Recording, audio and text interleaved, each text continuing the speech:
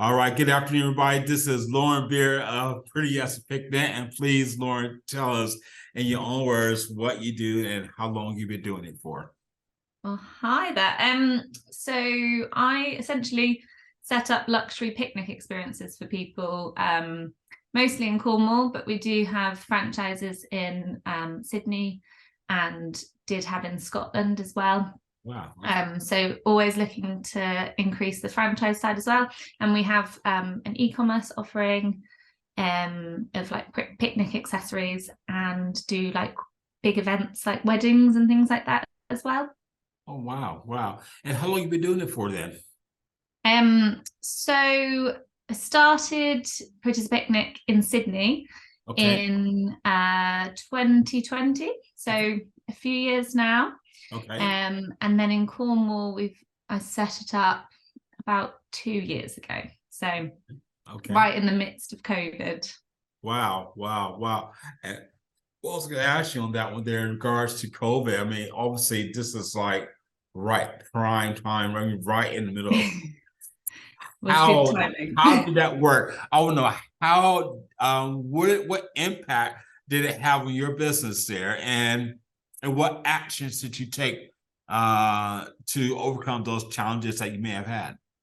Yeah, well, interestingly, while other businesses were finding it quite a challenge, for us, we were thriving, because when people couldn't celebrate things like anniversaries, birthdays, and the likes in restaurants or, you know, other spaces that were enclosed, you could have a picnic. So we were able to kind of add that special luxury event, you know, for these big events. Sorry, so make this like every event special. Yes. But outside. So actually we did really well during the pandemic. In Sydney, you know, we've always got very good weather, generally speaking. So it worked really well. And every, you know, as soon as you could have 2 people meet up and have a picnic, they did. And then when you got to 30, we suddenly got bookings for 30. So, you know, everybody was embracing the picnic culture. So it was a really good time to start. And then when I moved back to Cornwall, similar thing was happening here, really. Everyone was starting to really enjoy being outside and having gatherings outside. And everyone was a little bit cautious about getting inside, really, and being with big groups in small spaces. So we were able to put on quite big events actually in Cornwall as well. Wow. Wow. So, yeah. Wow. Impacted us really well. Yeah, absolutely. It sounds like it did. And, you know, and I love the fact that, I mean, Australia, obviously Scotland and Cornwall, and I know, I guess part of your business, where it depended. How did, I mean, obviously we have all kinds of weather patterns in Cornwall on a daily basis, you know, in Scotland as well. How do you overcome that challenge with weather is concerned?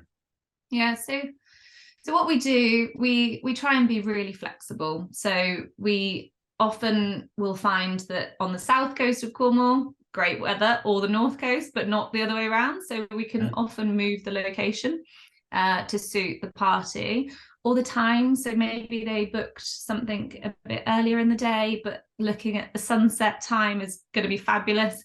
We try and really look at the weather forecast from all kinds of angles and make that last minute decision, rather than, you know, being set in stone. This is when you're having your picnic. You're going to sit in the rain if it's raining. And then secondly, like, if they have an indoor location, so a lot of our clients, they're tourists, they're in lovely, beautiful Airbnbs or hotels, and often they have really great spaces available to them that we can set up indoors. So we do tend to do that as well. And then, to be honest, last minute, if there's nothing else we can do, we just give a full refund in the hope that people would use our services another time when the weather is a bit better. Yes, definitely understand that. And you know, with obviously, you know, you cater for small groups, maybe couples, or like I said, large groups as well. Yeah. What are you finding more now these days? Are you getting larger bookings for larger audience, or is it still smaller, or it's a bit of both? It's definitely got smaller. So we're getting more bookings for couples and things like elopements.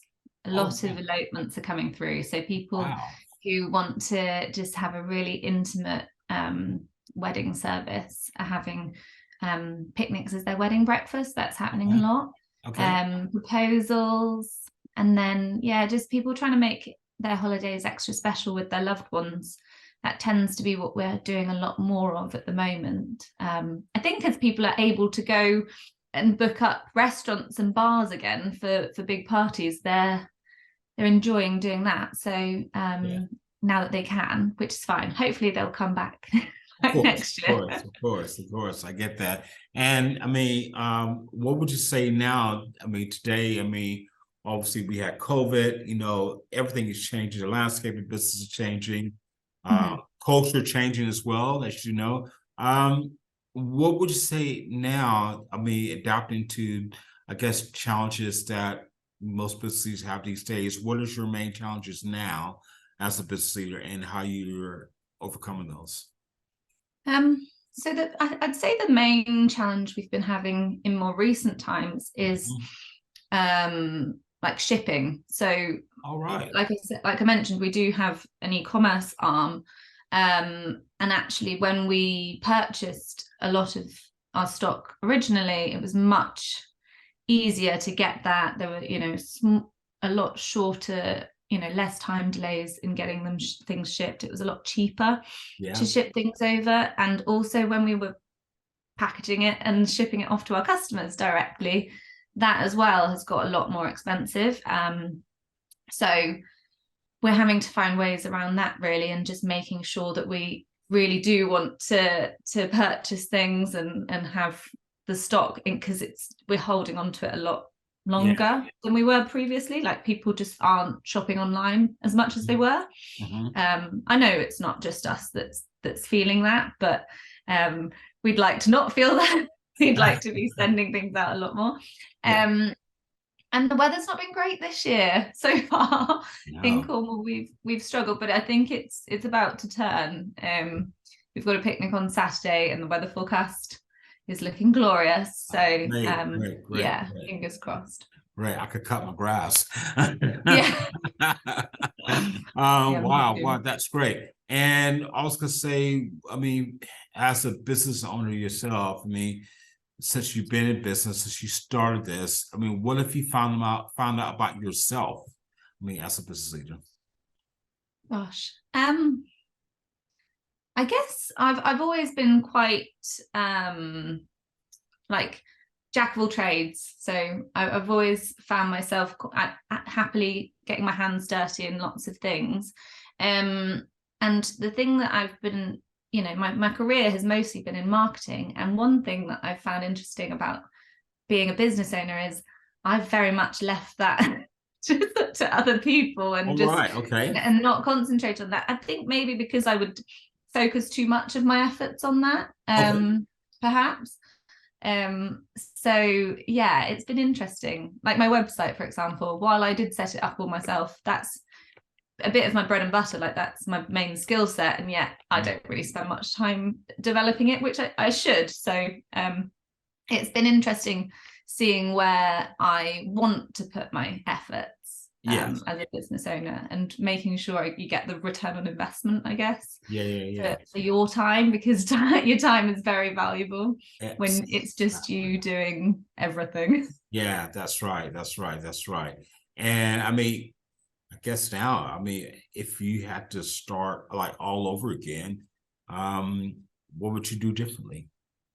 That's a really great question. So I've always had other roles on the side, and as in had a full-time job, and this has always been a side hustle. So I guess maybe just diving in a bit, like jumping in all guns blazing and doing picnics full time might have been a good idea, just to get it up and running more quickly. And then start to employ more people, so that, you know, by now I would hopefully have been able to be even more hands-off than I am. Yes. And maybe look into the franchise space more quickly. So actually looking into getting other picnic business owners under the franchise would have been good. Yeah. Okay. Well, great. I mean, and I'll ask you, I mean, what's inspiring you today? Oh gosh. What's inspiring me today? I love the outdoors, love nature. That's definitely inspiring me. So most days I go out for a swim in the morning in the sea. And that just inspires me to be brave and you know, really tackle all the hard stuff. Seeing other great business owners, definitely really inspired by a lot of the B Corp movement, looking at sustainability. That's been really interesting. We're not quite there yet, but it's been really awesome to see how many businesses in Cornwall have been accredited as B Corps. That's been really cool. And yeah, I took a holiday last week, so that's inspired me a little bit. Seeing that's great. New cultures, more food, lovely different designs and things, and yeah, loving it. Oh, great. And last but not least, I'll ask you, I mean, if you were to give your advice to a 18-year-old who wants to start their own business, what would you say to them? The first thing I would say is just go for it. If you've got that desire and passion, have a go. Be ready to fail fast. Like, if you get it wrong, it's okay. Just make sure you don't keep trying in that direction. And maybe have a look at how you can be more agile. So look at what's working and what's not, and make sure you're going towards what is. Test a lot. So, you know, you don't need to spend loads of money on you know, the best product that you think is going to be amazing. Make sure you test it first, like on a customer base, or even just a small proportion, or a kind of MVP, so like minimum viable product, like I guess good enough, and see if they like it. And if they do, then go, you know, develop it further, rather than just going right to the big guns. And then invest in marketing, I would say. And network. Definitely grow your network, partner with people, learn from each other, and make sure you're enjoying it. Hey, come on, that's so good. Oh, wow. I could talk to you all day about this, Lauren, but it's been great speaking to you. And I want to say thank you so much for this interview and for your time today.